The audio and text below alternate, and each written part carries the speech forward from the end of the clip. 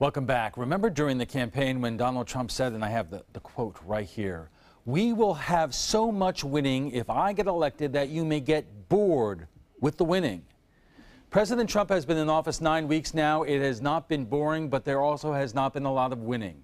He campaigned on repealing and replacing Obamacare, but today the Republican health care bill was pulled before going to a vote in the House where it likely would not have gotten enough Republican support. Meanwhile, Trump's new travel ban is tied up in the courts. Democrats are threatening to filibuster his Supreme Court pick. And of course, the week began with the FBI Director James Comey announcing a counterintelligence investigation is underway into the Trump campaign's contacts and possible coordination with Russia during the presidential race. Oh, by the way, remember those tweets when President Trump accused President Obama of wiretapping him? The FBI director says didn't happen. Joining us for more on The Week in Washington is Rita Ferrandino of the Sarasota County Democratic Party. Former Republican Congressman David Jolly, he represented the majority of Pinellas County in the U.S. House, and Zach Anderson, politics reporter for the Herald Tribune. Congressman, welcome to the trapezoid. Hey, great to be with you tonight. You were in the House just a few short months ago. What's your reaction to what happened today? Well, look, this was not a winning week for Donald Trump, and as he himself said, who thought health care could be so complex? I think we learned a few things through the course of this week. First, Donald Trump owned the substance of the bill today, the four corners of the bill, if you will. Right? Sean Spicer did not distance himself from the substance of the bill. He said the president went to the mat on this. He talked to 120 members. So this is Trump care. Now, what he did do was put the responsibility for getting across the finish line on the House. So what we realize is this is Trump care, but Trump is no longer the undisputed ideological leader of the party because Trump care couldn't be sold in the U.S. House, and Paul Ryan failed to get that vote. I heard it said today that Donald Trump is not a philosophical conservative, and he went up against philosophical conservatives, i.e. the caucus, This is nothing more than a rehash of the Trump-Cruz primary fight in the final weeks of the Republican nomination battle, right? Donald Trump, the deal maker, versus Cruz, the ideologue. Donald Trump could not sell Trump care to conservatives in the House. He lost the ideological battle. If you were there, would you have voted for it or against it? No, absolutely not. And here's why. Republicans led by Trump right now are making a big mistake thinking this was a mandate election. It was not. It was a change election. But losing the popular vote says one thing. More people supported a presidential candidate who would have kept Obamacare. So don't overplay the mandate card. What you need to do is say, let's get everybody to the House floor. Let's have the debate. Let's ask Democrats, what are your solutions to reducing competition currently in a third of the markets across the state and rising premiums? You talked to Congressman Buchanan and Congressman Rooney today. What were their reactions? Both of them were disappointed. Both of them were favoring the bill. Congressman Rooney was much more dejected by this bill getting pulled from consideration. He said that it basically, it really looks bad for the GOP and looks bad for their future right now. You know, they were elected, you know, they have the Congress, they have the House and the Senate and the presidency. They needed to get something done, and he said that it really seemed like an abject failure for the party. And Rita, what is the Democratic reaction? Is it relief that Obamacare will still be there, or joy that it is such a loss and failure of this president and the Republican Party? Let me be clear. It's a really good day when the 200,000 people in Tampa Bay who have health care under the Affordable Care Act get to keep it. So Democrats are happy because people get to keep their health care. And that's first and foremost in everybone's mind. But there are problems with the Affordable Care Act, and they're not being addressed one way or the other. But Democrats ran on that. Democrats ran on wanting to take what we have in place and build on that. You heard that across the country, that we want to improve what we have in place. That's working well. So, Congressman, what happens now? No, so Rita and I are going to have a professional disagreement. We talked about this a little bit. Anytime a Democrat says, I'm happy to work with Republicans, the next question is, okay, what is your solution? What is your solution to only having one provider in a third of the counties across the country? What is your solution to raising premiums? Now, Republicans also need to ask that question with a genuine spirit of, what is the solution? and open ears. Let's figure this out. It is easy on the losing side of a majority right now, Democrats, to say, oh, I'm happy to work with Republicans. But what is Nancy Pelosi's solution? More subsidies, universal Medicare? What is it? Because we haven't heard that. Well, I will tell you that one of the Democrats were clear that they wanted a seat at the table to be discussing this this round, and they did not get that. And so you're they did not get it. There can be no blame put on Democrats about this not passing. The reason the bill didn't pass, it wasn't a good bill. Therefore, it didn't get the support it needed. Zach, so now it's time to go back to the table to address what does this country need a health care bill to look like? Zach, did you get any impression from Congressman Buchanan or Rooney that they will continue to work on health care, or are they really want to turn the page to something that they think that they can pass, like maybe tax reform? I think they want to continue to work on health care, but as Paul Ryan said today, it just doesn't look like they have the votes right now, and they are going to turn the page. The leadership is going to move on right now, and there's questions about whether tax reform or anything else can get done when you don't have the GOP unity right now. And that's the really important part of what happened today, in my opinion. And Congressman, I'm going to give you the last word, because I saw a quote from the man who I ran against in Congress, Dennis Ross from Lakeland, who said today, if this bill does not make it past the House, then there are really the Republican Party may be finished. Is that an overstatement? No, this is a party that cannot govern. Tax reform is no easier. Look, the votes are not there for Trump care, but to Rita's points, here's what we need to do. Open up the House floor under an open rule. Let every Democrat and Republican offer the amendment. Frankly, for Republicans, conservatives, you control the playing field, the majority, the referee, and the play clock. You'll win in the end. But govern with some class and give everybody a voice, and the American people will believe in this again. Right, we are just getting started with this discussion. It will continue in a moment, right after we check the weather. Welcome back. If you're just joining us, we are discussing the week in Washington. Our guests tonight are Rita Ferrandino of the Sarasota County Democratic Party, former Republican Congressman David Jolly, and Zach Anderson of the Herald Tribune. Let's continue on a moment with what happened with health care today, because the question I always ask is, what impact does this have on the Suncoast and the Tampa Bay area in terms of what voters and our viewers perceive of the president and the Republican Congress? Rita? I think Trump looked weak. He couldn't deliver. Ryan looked weak. He could definitely not whip his votes. And then we've got Vern Buchanan here, who, frankly, he voted for this bill in committee. He took the hit. He took the vote. He's going to have that stamped on his forehead that he took it, and then the vote got pulled. So I think it was a big losing. They lost all the way around the block here. But it's such an overwhelmingly Republican area in terms of voter registration that is it too early to try to determine what impact, if any, this will have in the midterms, which are less than 2 years away?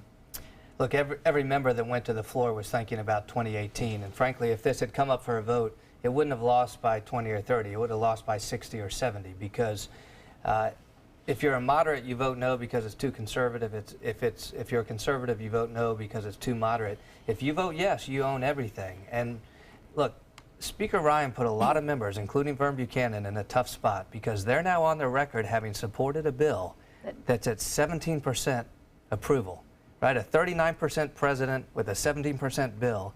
And my former colleague Vern, who is a friend of mine, and every other Republican on Ways and Means and Budget and Energy and Commerce, had to walk the plank and already vote yes. And you better believe that's going to be a 2018 commercial. Zach, what does this mean around here? You cover these races.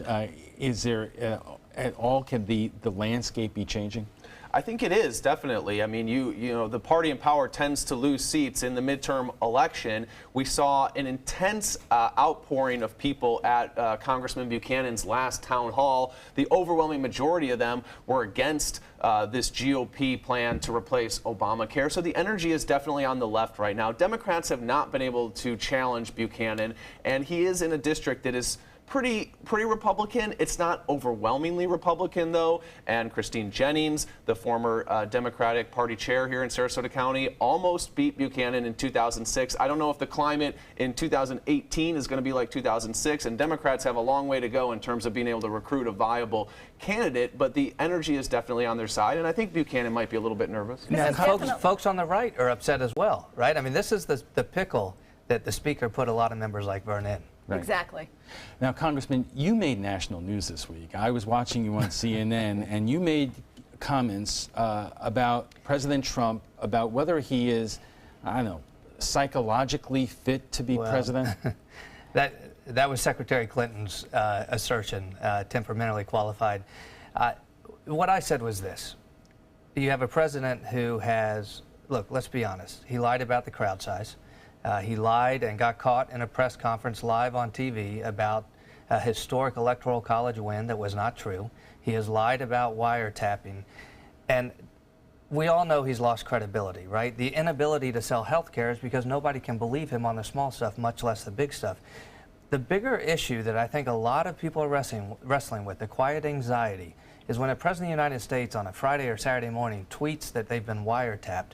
What it shows is a complete ignorance of laws of felony, of the FISA court, of the repercussions of what it means on the world stage, rippling the credibility of the United States on the world stage.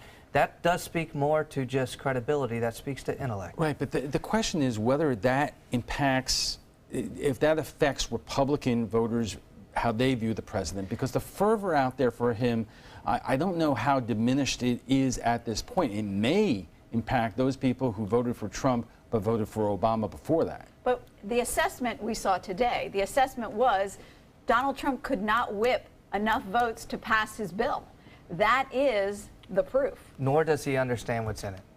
And I don't mean that to take a cheap shot. I'm not sure the President of the United States could explain Trump care tonight. I'm not sure how much this really sticks to Trump. I don't know that people really voted for Trump to get rid of Obamacare. I think they voted for Trump out of just a general anxiety about the country in a lot of ways.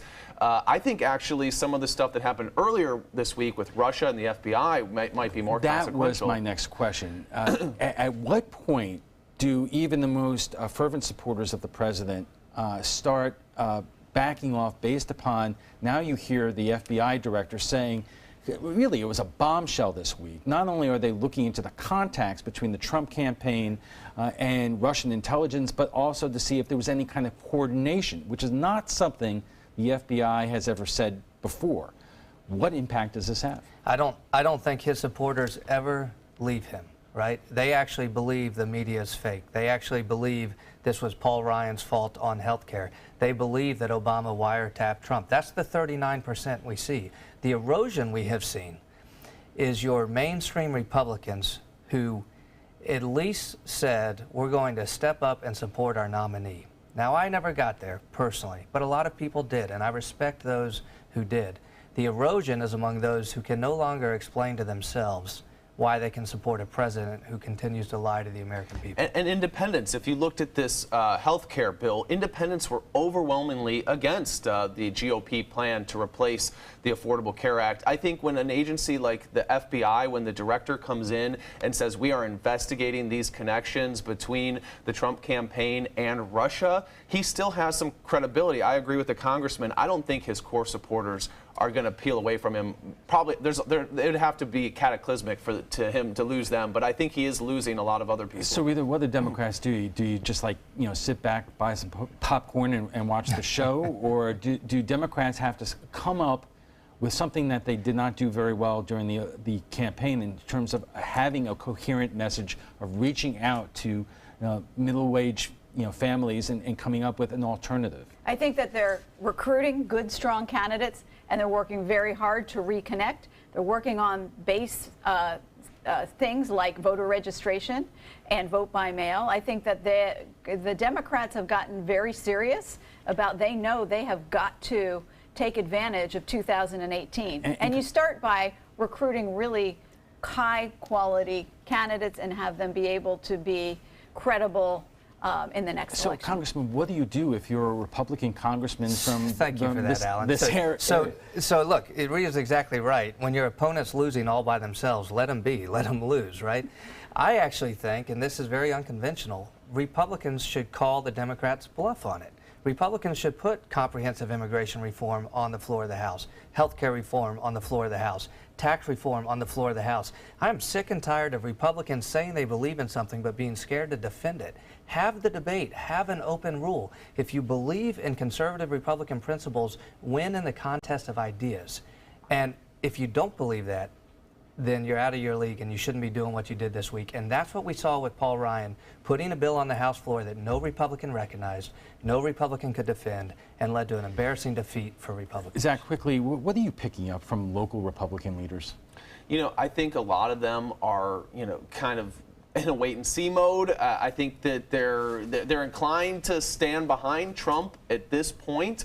But, you know, I think that there is concern out there that, you know, he's had a real rough rollout, and it just seems to be one setback after another.